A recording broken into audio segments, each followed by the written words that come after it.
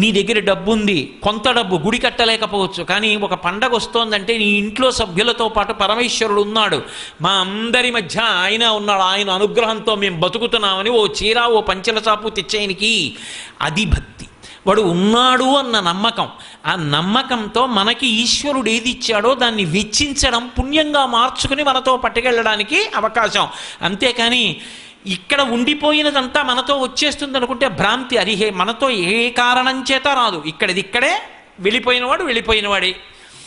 తనతో వచ్చేది ఒక్కటి ఉండదు, మార్చుకోవడంలో ఉంటుంది.